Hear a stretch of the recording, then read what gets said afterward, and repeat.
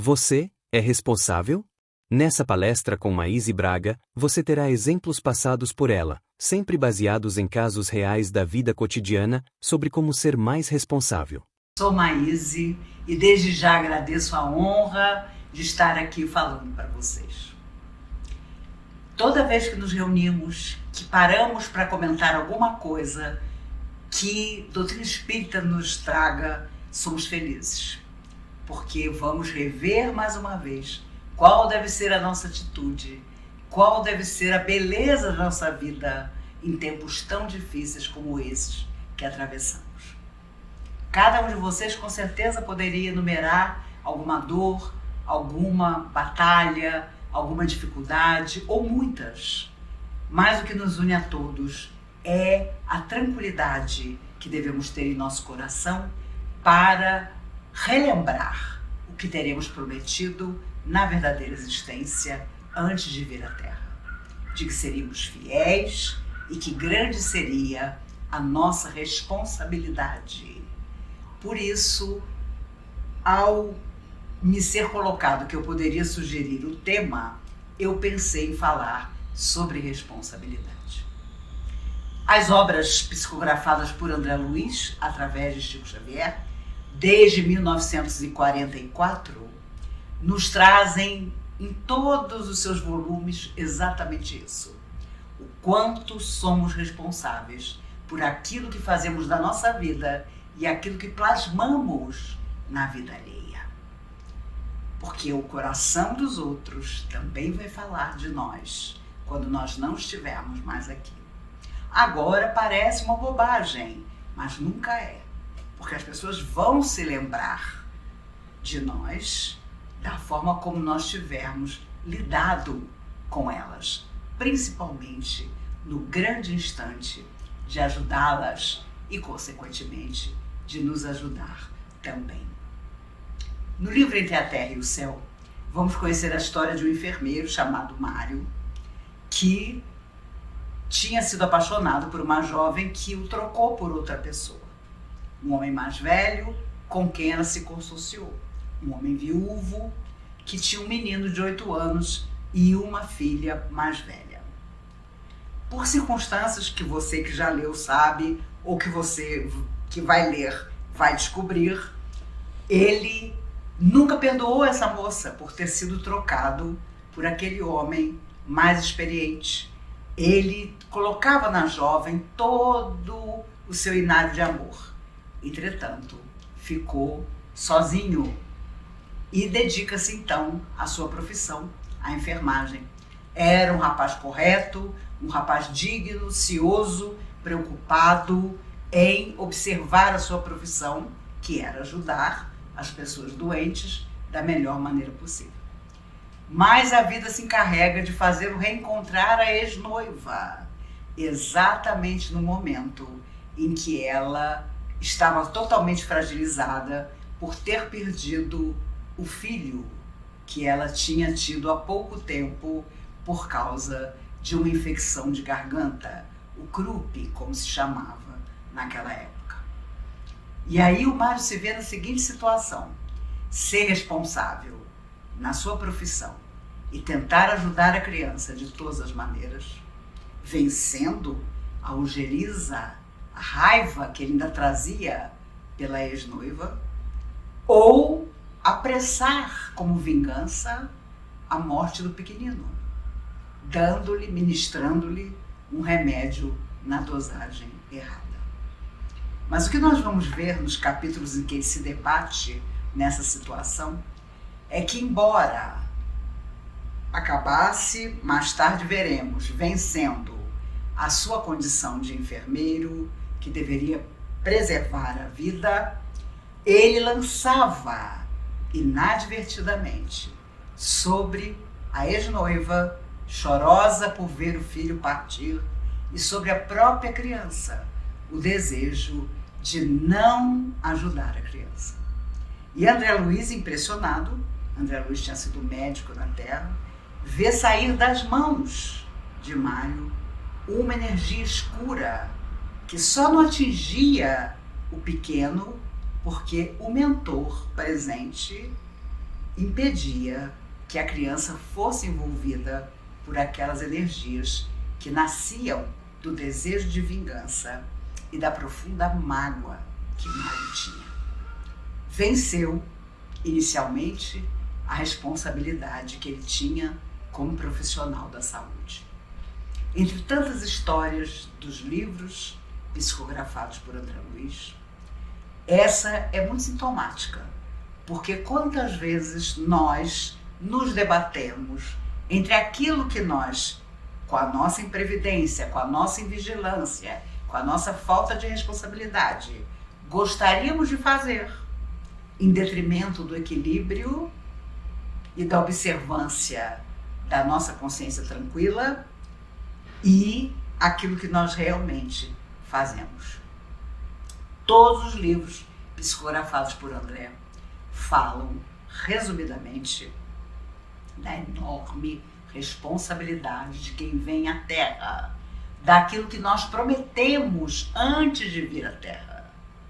Sermos pessoas melhores, reencontrarmos os nossos adversários de ontem para torná-los amigos, reencontrar os amigos para amá-los ainda mais, sermos médiums conscientes das nossas energias positivas para aperfeiçoá-las, sermos corretos, dignos, nobres, sermos aquele coração que na casa espírita vai se encher de energias boas para espalhar. Porque um dia nós também chegamos à casa espírita que o nosso coração escolheu da pior maneira possível. E quando ultrapassamos as nossas dificuldades, quando vencemos os nossos processos de influência espiritual negativa e nos tratamos, nós passamos a ser responsáveis por receber outras pessoas, por estudar doutrina espírita. E é um estudo permanente, porque só o estudo permanente nos torna pessoas mais conscientes, melhores, mais positivas. Eu conversava há poucos minutos com o Fernando, que está gravando a palestra comigo, sobre um querido amigo, Erasmo Cravo, que desencarnou aos 95 anos e era de Minas Gerais, filho de Dona Maria Modesto, uma espírita maravilhosa. Ela foi uma pioneira da doutrina espírita, criadora do Sanatório Espírita de Uberaba e também do Lar das Meninas de Uberaba. Ela e o Dr. Inácio Ferreira, então psiquiatra, ainda encarnado à época, eram pioneiros no sentido de que, em torno de Uberaba, muitos fazendeiros traziam seus filhos dementados em situações dolorosas de processo obsessivo para serem internados no Sanatório Espírita. Imagine isso há 80 anos. Era uma coisa impressionante. Os casos de obsessão eram terríveis, porque, em geral, essas pessoas obsediadas eram antigos fazendeiros, antigos senhores de escravo, agora vivendo sob a tutela de uma família que não sabia o que fazer com eles, porque o processo de influência negativa era pavoroso. Já muito doente, Dona Maria Modesto teve câncer no pulmão. Ela ainda, com a sua mediunidade magnífica, recebia Dr. Bezerra de Menezes, seu Eurípides de Bassanufo e tantas almas queridas. Mas o seu Erasmo uma vez nos contou uma história que dá bem o tom da responsabilidade que, quando conhecemos doutrina espírita, precisamos ter. Ele era jovem ainda e, imagine, era o caçula dos filhos de Dona Maria Modesto. Ela casou-se com um homem de temperamento difícil, um homem rico, mas que não colocava uma torneira na fazenda porque julgava que ela deveria buscar baldes de água no poço para usar na casa. Foi uma pessoa extremamente difícil, o esposo dela. E ela, com aquela tranquilidade, percebendo a enfermidade moral, emocional que ele possuía.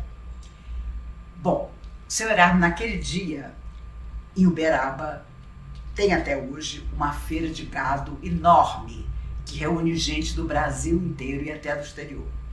O Sr. Erasmo nos contava que ele acordou naquele dia pensando: hoje eu não vou ser espírita, não vou ser filho de Maria Modesto, eu vou fazer uma grande bobagem.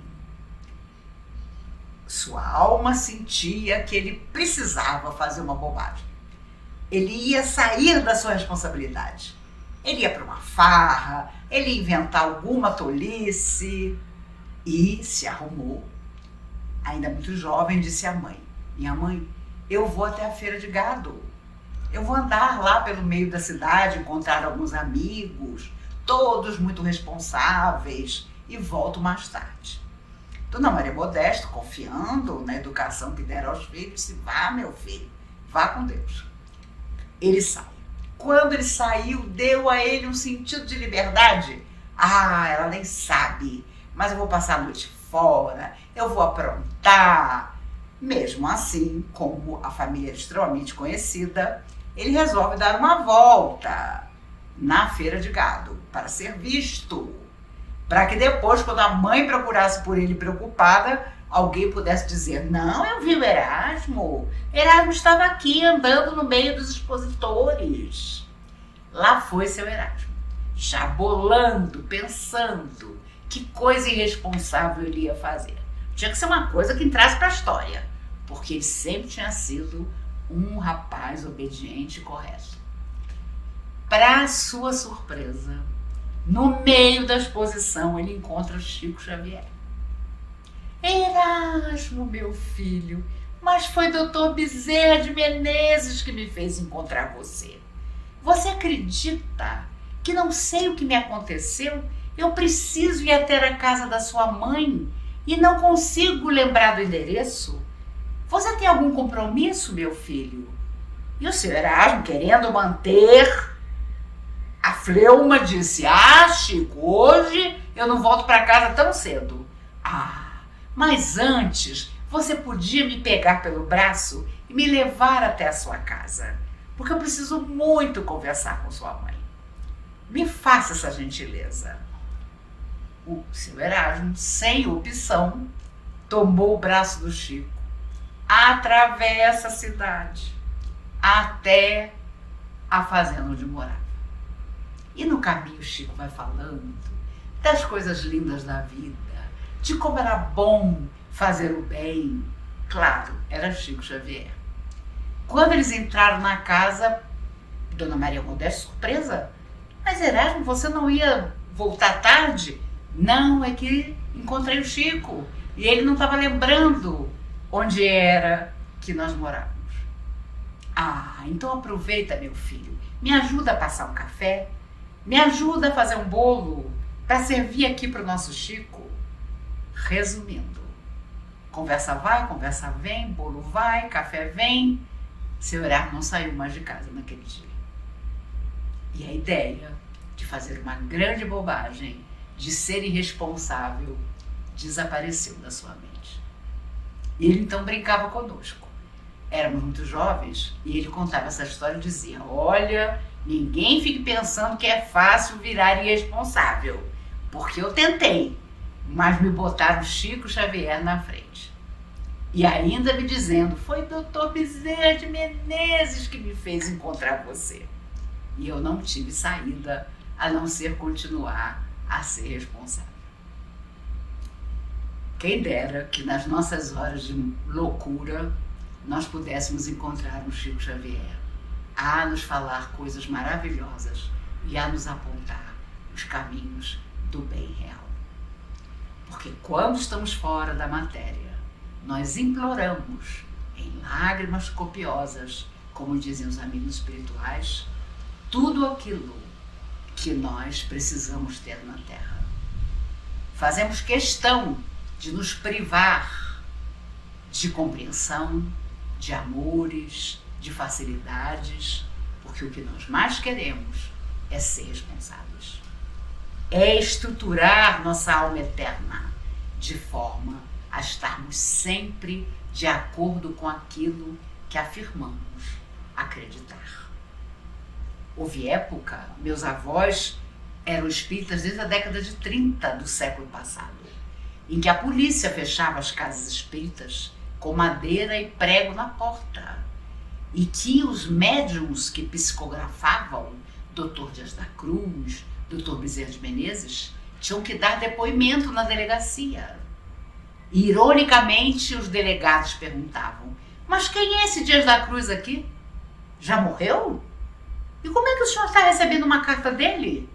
E riam e ameaçavam os espíritas de cadeia. Hoje é chique ser espírita. Eu, pelo menos, quando vou a alguma reunião, sempre alguém me aponta: olha lá, Maísa é espírita. Aí sempre aparece alguém que quer contar um sonho, quer dizer que ninguém senta na cadeira onde o avô sentava porque ninguém tem coragem, quer contar de alguma coisa que quase fez de errado, mas na última hora alguma coisa aconteceu que o desviou daquele caminho difícil. E por isso, a coisa que mais escutamos na casa espírita é: não é possível que eu tenha pedido isso. Não é possível que eu tenha escolhido passar por isso. É mais do que possível. Porque quando fora do corpo, quando nos apontam o nosso passado espiritual, e é só o pequeno véu, porque nós não temos condição de saber aquilo que vidas anteriores nos provocaram.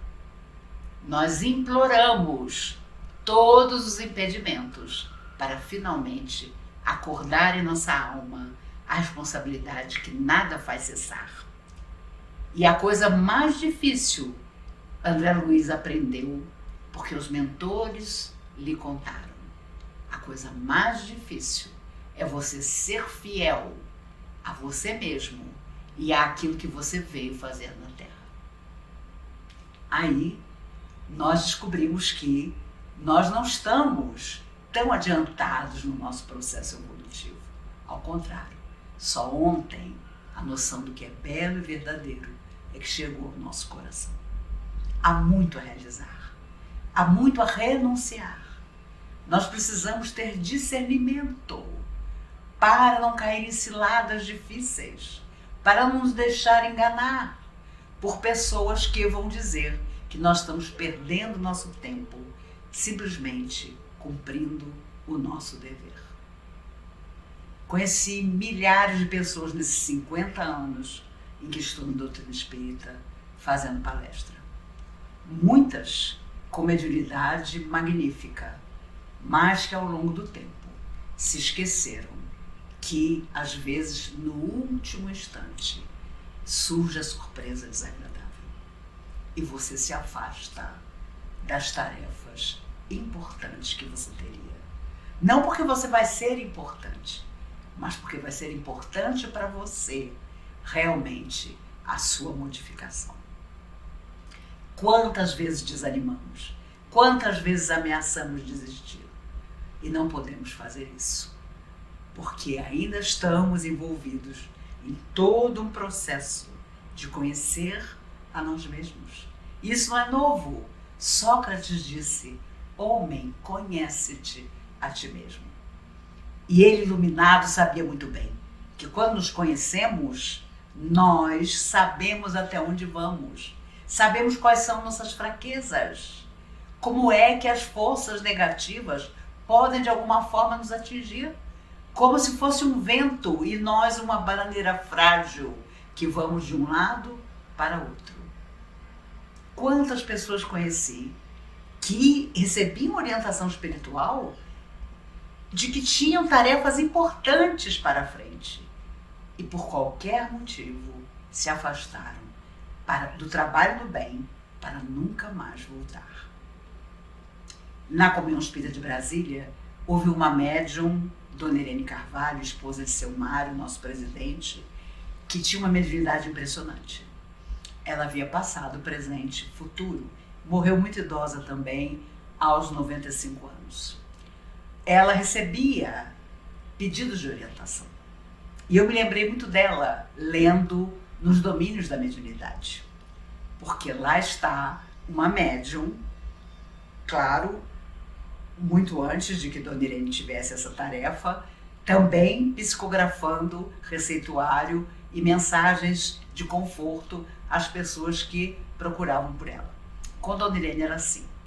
Mas o mais interessante é que algumas vezes pessoas que se diziam muito espertas e sem responsabilidade nenhuma pediam orientação para pessoas que estavam desencarnadas, só para testar-lhe a mediunidade.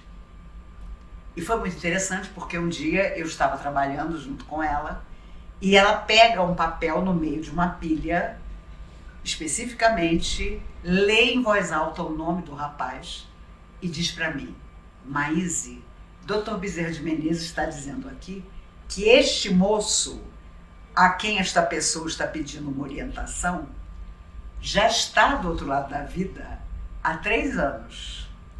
E ele colocou o nome da pessoa para o pedido de orientação para testar a minha mediunidade. E eu, surpresa, tamanha irresponsabilidade da pessoa que tinha feito isso, ouço ela dizer: Dr. Bezerra vai ditar a resposta. E Dr. Bezerra ditou: meu caro, a você que nos pediu ajuda para fulano de tal, tenha certeza que na verdadeira vida, onde ele já se encontra, permanece em recuperação. E você, meu filho, busque o caminho do bem, porque você ainda está na terra, você ainda está num corpo, seu amigo já deixou esse corpo. Imagine quando esse moço recebeu a resposta, achando que podia enganar quem tinha uma real mediunidade. Os antigos magnetizadores, os antigos hipnotizadores, tinham também mediunidade, mas não tinham responsabilidade, muitos deles. Por isso, o professor Rivaio codifica a doutrina espírita, através do Livro dos Espíritos, do Livro dos Médiuns, do Pentateuco, que nós devemos sempre estudar e reler. Ali está tudo que nós estudamos um dia no mundo espiritual e temos que relembrar aqui, para sermos mais do que espíritas, para sermos verdadeiros cristãos. Termos a gentileza, a palavra amiga, sinceramente desejar que o outro seja feliz, nos projetar no outro quando ele vive uma situação difícil. Amanhã podemos ser nós. Quem vai garantir que os nossos dias vão ser felizes até a nossa partida? Não podemos saber, mas podemos sim fazer os outros felizes e com isso angariar a felicidade da alma de quem tem a consciência minimamente tranquila. Por isso, Kardec perguntou: onde estão gravadas as leis de Deus? E os espíritos responderam de forma inesquecível: na consciência. Para que não afirmássemos sermos budistas, católicos, maometanos, espíritas, na consciência estão gravadas as leis de Deus. Essa consciência que do outro lado da vida, como um filme, há de contar como foi a nossa história. Ser responsável não é simplesmente obedecer às leis dos homens, mas principalmente às leis que regem nossa alma imortal. Jesus sabia tanto disso que afirmou: dai a César o que é de César, a Deus o que é de Deus. Ele não pretendia que todas as pessoas que o buscaram ficassem absolutamente afastadas das lutas, das quedas. Ele simplesmente queria dizer a cada um que era preciso continuar vivendo da melhor maneira possível. Ele traz Lázaro de volta à vida, o que não impediu que Lázaro viesse a conhecer o desencarne tempos depois. Ele traz Maria de Magdala a uma nova noção de existência, o que não impediu que ela tivesse que vencer os processos obsessivos em que ela vivera até então. Ele traz Pedro a grande tarefa de ser pescador de homens. Embora entendesse que Pedro era um homem rude, ele faz com que Zaqueu desça do sicômoro para recebê-lo em casa. E nunca mais a vida de Zaqueu foi a mesma. Porque Jesus queria dar a cada criatura que encontrou o toque de que a sua vida podia ser maior e melhor. Não queria exigir que a pessoa de repente se transformasse na perfeição. Porque ele sabia que a perfeição só viria na continuidade do nosso processo evolutivo. Mas se por coisas pequenas nós ameaçamos sossobrar, se por coisas que são tão fáceis de serem solucionadas, nós dizemos que os espíritos se esqueceram de nós, como será quando as nossas lutas maiores ainda vierem? Quantas vezes em cabines de passe vi as pessoas se queixarem de não estarem melhores, apesar de fazerem rigorosamente os tratamentos que a Casa Espírita preceituava. E você vê nos livros de André Luiz que, embora muitos digam isso, o que realmente acontece é que a pessoa esquece do principal, que é começar a mudança por si mesma. É muito complicado quando você ensina o outro, quando você diz o que o outro deve ser e fazer, mas esquecido do seu próprio mundo interior.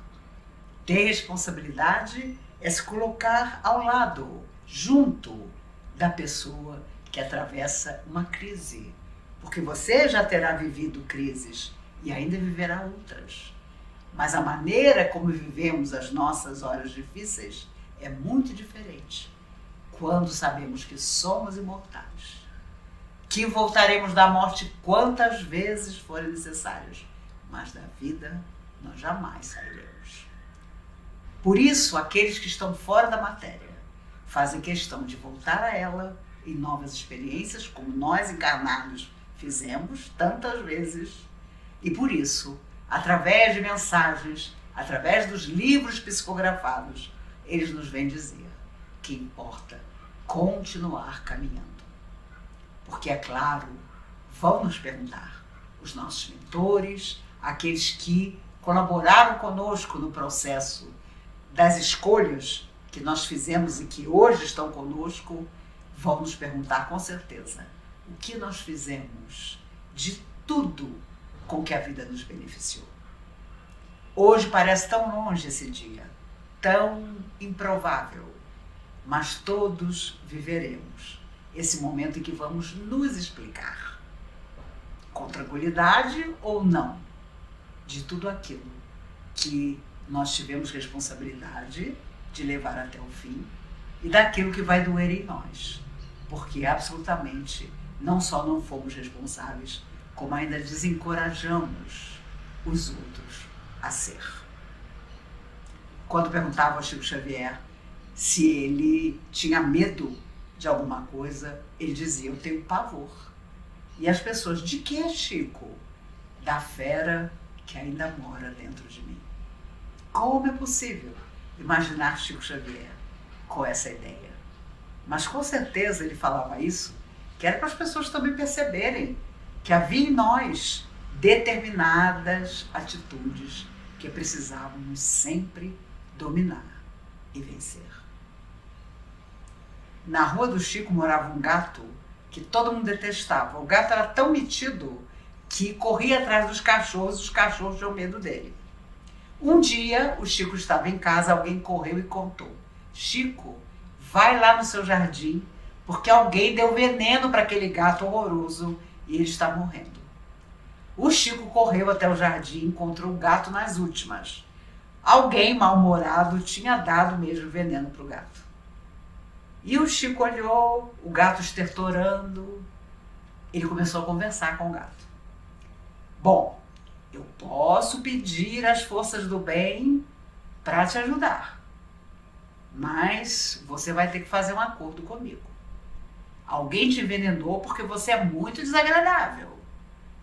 Então, se você não morrer, você vai estar calmo, você não vai mais criar problema aqui na rua, você vai de alguma maneira ser responsável pelas suas atitudes. Era um gato, mas o Chico lá estava conversando com o gato.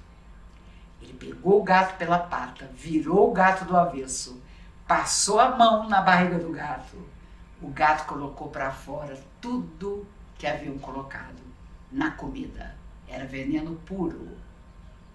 O gato, tonto, estava salvo. E o Chico disse a ele muito sério: olha o nosso acordo. Você prometeu que não vai mais comer a rosa das pessoas no jardim, que não vai correr atrás dos outros animais. Você prometeu. O gato, nem preciso dizer, se apaixonou pelo Chico e se tornou tão responsável que viveu dentro da casa do Chico ainda por muitos anos.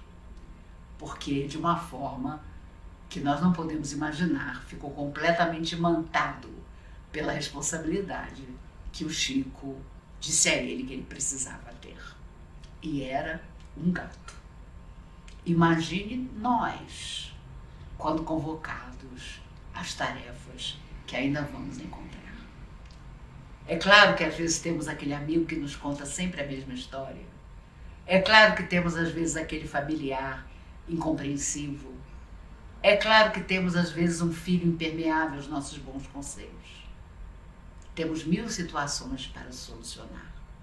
Mesmo assim, se formos responsáveis com as nossas atitudes, tudo de alguma maneira nós vamos conseguir vencer e deixar aos outros a mensagem de que nada nos infelicitou, porque não nos deixamos abater pelas lutas que eram simplesmente lutas que poderiam nos aferir o valor. Conheci há muitos anos atrás um médium chamado Damo, da cidade de Palmelo. Era um magnetizador impressionante. Ele olhava para você e dizia um problema físico que você tinha, um problema de saúde, como a sua cabeça funcionava, espiritualmente falando.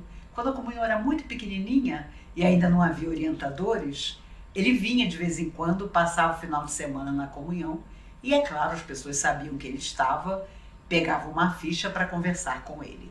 Eu tinha 13 anos, se eu não me engano, a primeira vez que estive com o Damo. E ele veio muitas outras vezes, éramos da mocidade, ele conversava conosco. Eu me lembro de uma vez que a comunhão ganhou mais de 200 pares de sapato de doação. Mas a maioria tudo cheio de bolor. E nós tínhamos que limpar, obviamente, para fazer a doação daqueles sapatos. E estávamos dentro da sala da Campeuta de Souza, passando produto nos sapatos todos. E ele então chegou na janela e disse: vocês querem que eu conte para vocês o que vocês fizeram em outra vida para nessa estar limpando sapato mofado? E eu imediatamente disse: não fale nada. Nós não queremos saber.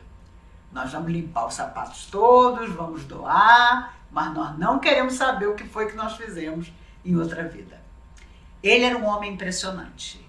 Um homem simples, mas de uma inteligência arguta, e conhecia profundamente a responsabilidade de ser médium.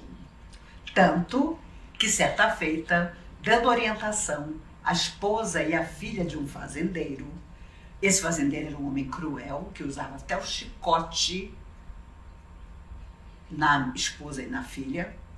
Ele orientou as duas, deu-lhes uma orientação maravilhosa, e elas, muito gratas, passaram a visitá-lo, a visitar a ele, a esposa, a família. Esse fazendeiro inconformado, porque vocês sabem, quando a pessoa é desequilibrada, se ela não tira de você uma reação semelhante, ela não se conforma. Se você quiser jogar um balde de água fria em alguém que não é correto com você, fique tranquilo, fique calmo. Porque quando a pessoa vê que você não reage negativamente como ela quer, ela fica altamente decepcionada. E esse fazendeiro ficou decepcionadíssimo, porque não adiantava agredir, não adiantava ameaçar, que a esposa e a filha passaram a viver na tranquilidade de quem sabia que tudo passaria. Ele era um homem poderoso e resolveu que ia matar Damo. Mas, obviamente, ele não ia sujar as próprias mãos. Ele contratou um pistoleiro para matar o Damo. E o Damo nos contava, anos depois, que ao entrar no quarto, depois de um dia de trabalho, ele deu de cara com o pistoleiro, que havia entrado pela janela do quarto, que dava para um quintal muito grande. E o pistoleiro, imediatamente, com a espingarda na mão, disse a ele: olha, eu tenho tanta certeza que eu vou te matar, que eu vou dizer quem mandou matar você. Foi o fazendeiro fulano de tal. Você se meteu na vida dele, com a esposa e a filha dele, você orientou as duas, então agora eu vim para te matar. Damo, em pé, com a porta do quarto fechada, sem ter condição de chamar ninguém da casa, vira e diz para o pistoleiro: eu tenho certeza, meu amigo, que a minha hora não chegou e que você também não vai se comprometer irresponsavelmente me matando. E o pistoleiro deu uma risada e disse: quem vai me impedir? E Damo disse: este ser que está em pé na janela atrás de você.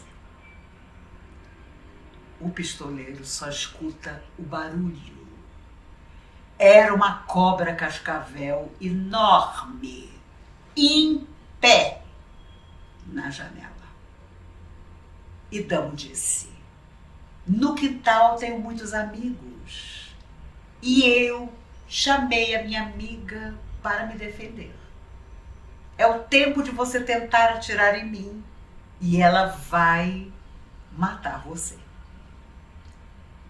Ele, o pistoleiro, paralisado, suando em bicas: pelo amor de Deus, seu Damo, manda ela embora. Manda ela embora, que eu estou escutando o barulho dela. Era o chocalho da cobra. Eu prometo que eu vou embora, não chego mais perto do senhor. Vou dizer para o fazendeiro para ele desistir também, porque a minha ele não maltrata mais. E o pistoleiro nem se movia de pavor. E Damo, então, em voz alta, diz: minha amiga, vá com Deus. Volte à natureza. Nosso amigo desistiu. Tornou-se irresponsável. Não vai levar a minha vida, porque eu ainda tenho coisas a fazer. E ele também. E o pistoleiro escutou o barulho da cobra saindo da janela, voltando para o lado de fora. Pulou a janela e nunca mais apareceu. Nossas energias fazem isso. Atraem para junto de nós todos os seres que se afinizam conosco ou que são chamados pelo nosso pensamento.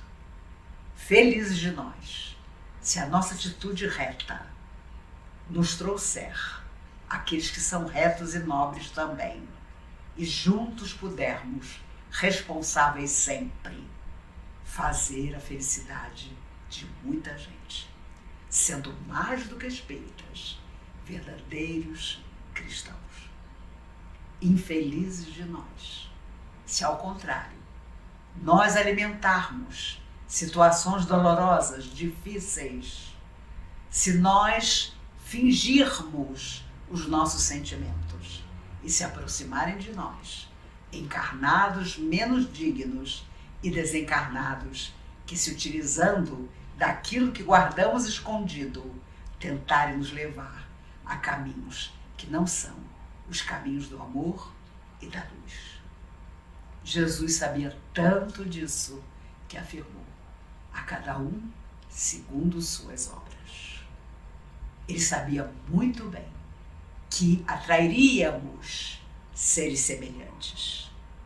E se o que houvesse dentro de nós não fosse bom, aqueles que não são bons sentiriam afinidade conosco e tentariam nos afastar de todas as coisas belas que nós podemos provocar na vida. Muita gente diz hoje, dentro da doutrina espírita, Nunca houve uma época tão difícil para a humanidade como agora. Mas, como lembrava o Chico, nós somos a mesma humanidade que tornou o mundo assim de volta. Castro Alves, através do próprio Chico, em 76, aqui em Brasília, disse: no universo, ninguém evolui a sós. A humanidade na Terra é a soma de todos nós. Que nós saibamos disso todos os dias.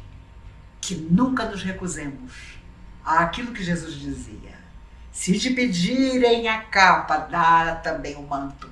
Se pedirem que caminhes 1000 passos, vai com mais 1000 passos adiante. Sempre mais. Porque esse mais é que nos torna diferentes daqueles que pensam de forma pequena, que tem preguiça, que tem medo, que tem má vontade. Façamos o contrário. Vamos em busca da beleza, da paz, da esperança. Sejamos os primeiros a levantar o nosso braço, sendo voluntários do amor. Vamos buscar aquele trabalho que ninguém quer.